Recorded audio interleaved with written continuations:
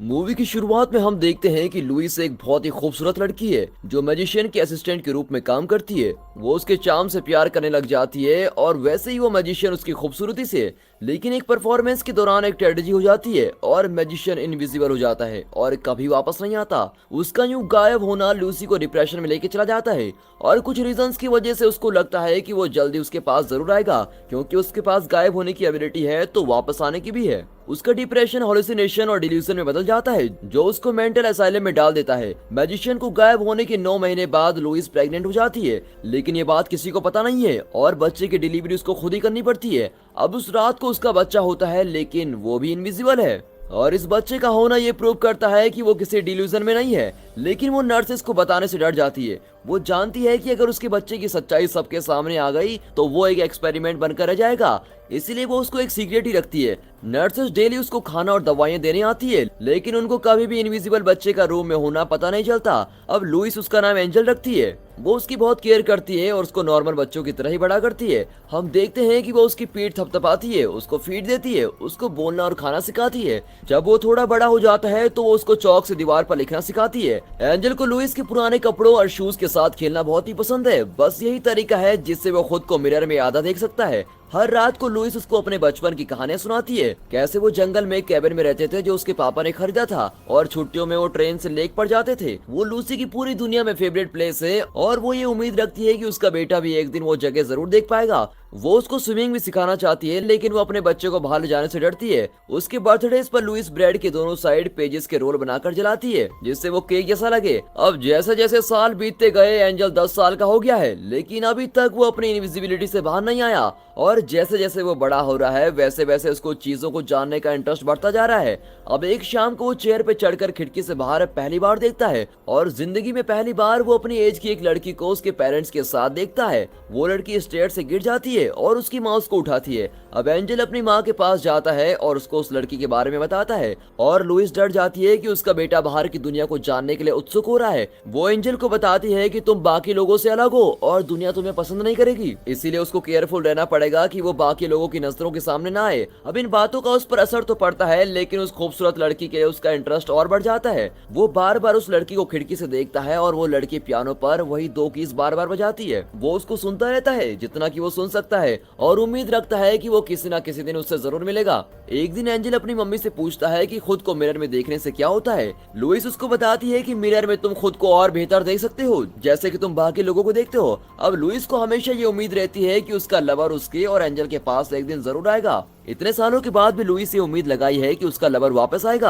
आप लोगों को क्या लगता है, वो वापस आएगा या नहीं? आप कमेंट्स में हमें जरूर बताइएगा। अब काफी सालों के इंतजार के बाद वो डीप डिप्रेशन में चले जाती है। वो आजकल काफी कम बात करती है। जब वो अपने बेटे को खुद से दूर रखती है तो वो बहुत अकेला हो जाता है और अपना पूरा दिन वो ड्राइंग करते हुए निकाल देता है। वो खूबसूरत लड़की उसको सीधे अपने गार्डन से देखती है और एंजल नर्वस हो जाता है और अपनी मम्मी के पास दौड़ते हुए आता है, लेकिन वो बिना कुछ कहे उससे मुंह फेर लेती है। बाद में नर्सेस आती हैं और वो वहां से बाहर जाती हैं और इसी बीच एंजल को बाहर जाने का मौका मिल जाता है। वो अपनी जिंदगी में पहली बार कोल्ड मार्बल की जगह ग्रास पर चलता है और थोड़ी देर बाद वो उस लड़की के बिल्कुल सामने आकर खड़ा हो जाता है जो झूले पर खेल रही होती है। वो लड़की उसको महसूस कर लेती है और उसको पास आने को बोलती है। अब एंजल हैरान रह जाता है और उससे पूछता है कि तुम मुझे देख सकती हो क्या? फिर उसे पता चलता है कि वो तो ब्लाइंड है और उसकी स्मेलिंग और टचिंग सेंस बहुत ही ज्यादा अच्छी है, इसलिए उसने उसको अपने पास महसूस कर लिया है।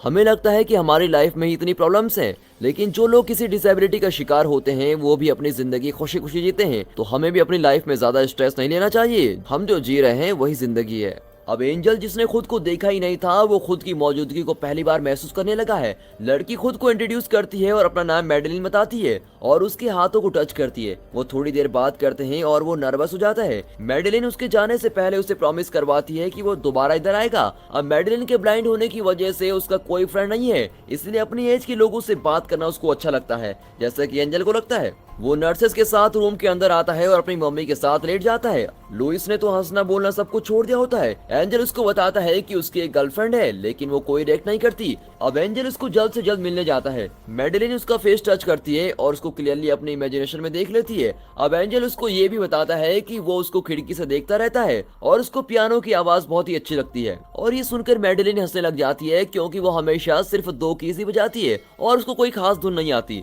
अब वो दोनों घंटे तक हाइड एंड सीक लीग खेलते हैं, जबकि उनमें से एक इनविजिबल और एक ब्लाइंड है, और जल्दी दोनों को एक दूसरे की आदत हो जाती है। अब एंजल अपना ज्यादातर दिन उसी के साथ बिताता है। अब एक दिन वो अपने रिश्ते को आगे बढ़ाते हैं और एक दूसरे को किस करते हैं। मैडेलिन परफेक्टली ये अंदाजा लगा सकती है कि एंजल उसकी बॉडी का कौन सा पार्ट देख रहा है, क्योंकि वो उसकी आंखों को महसूस कर सकती है। लेकिन एंजल फिर भी अपनी लाइफ से खुश नहीं है। लेकिन ये ज्यादा देर तक नहीं होता, क्योंकि मैडेलिन बता देती है कि नेक्स्ट वीक से उसकी आईज की सर्जरी है, जिससे अब उसको देखना स्टार्ट हो जाएगा। और वो काफी एक्साइटेड होती है एंजल को देखने के लिए। लेकिन एंजल फिर भी ये सब कुछ फील नहीं करता। वो दोनों नेक्स्ट वीक एक साथ ही बिताते हैं। फिर मैडेलिन जाने से पहले उसको बाय करती है और फिर चली जाती है। उसी रात को लुइस महीने में एक बार बोलती है और एंजल को अपने पास बुलाकर साथ सोने को बोलती है, और ये कहती है कि अगर उसको कुछ हो गया तो वो उस कैबिन में चला जाए जो जंगल में है। जब एंजल सुबह उठता है तो वो मर चुकी होती है, और ये न्यूज उस बच्चे के लिए बहुत ही दर्दनाक होती है। जब तक नर्स रूम में आकर उसकी बॉडी को नहीं ले जाते, वो उसको देखता ही रहता है,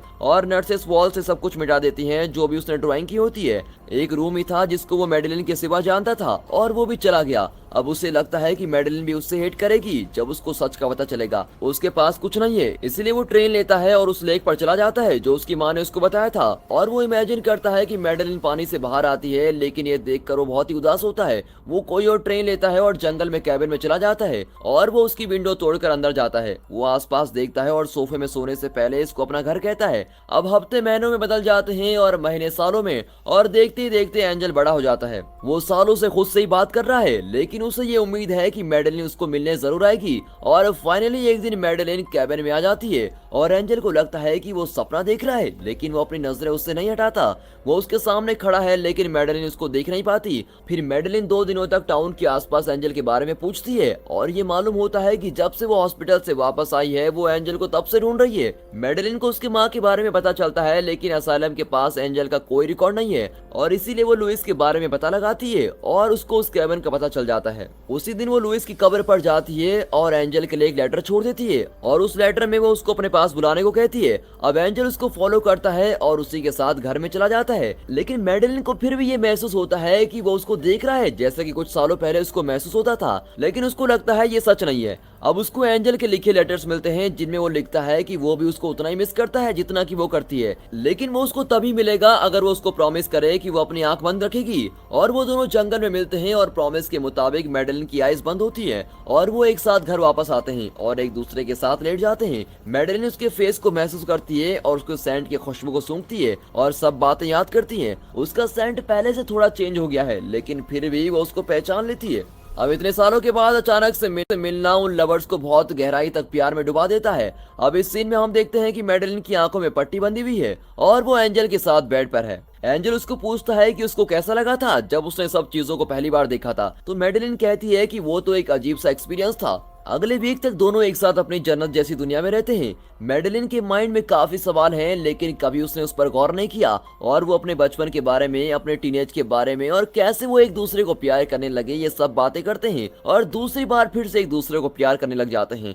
फिर एंजल उसको लेक पर लेके जाता है, जो उसकी काफी सालों से फेवरेट प्लेस होती है, और मैडेलिन अपनी आंखों से पट्टी हटाती है और नजारे को देखती है, लेकिन असल में वो अपने बॉयफ्रेंड का फेस देखना चाहती है। और एंजल उसको नेक पर किस करता है और कहता है कि आज रात वो खुद को उसके सामने लेके आ जाएगा। और रात हो जाती है। एंजल अपने सर पर चादर ओढ़े रूम में है। मैडेलिन ने उसको प्रॉमिस किया है कि वो जैसे भी दिखता है वो उसको प्यार करेगी, लेकिन जब वो चादर उठाती है तो वो बिल्कुल ही शॉक हो जाती है। लेकिन फिर एंजल उसको सब कुछ बता देता है, लेकिन मैडेलिन के लिए ये सब सुनना बहुत ही मुश्किल होता है। वो बिल्कुल टूट जाती है। वेल दोस्तों, अगर आप मैडेलिन की जगह होते तो क्या करते? और एंजल को लगता है कि वो दुनिया का सबसे बुरा इंसान है। वो देखता है कि वो सुबह तक जमीन पर रोती रहती है, और जब वो सो जाती है तो वो उसके ऊपर कंबल डाल देता है। वो उससे कहती है कि वो अपनी आंखें जिंदगी भर के लिए बंद करके रखेगी, तभी वो हमेशा साथ रह सकते हैं। लेकिन एंजल ये बिल्कुल नहीं चाहता। अब मैडेलिन सुबह उठती है और एंजल को ढूंढती है, लेकिन वो उसको कहीं नहीं मिलता।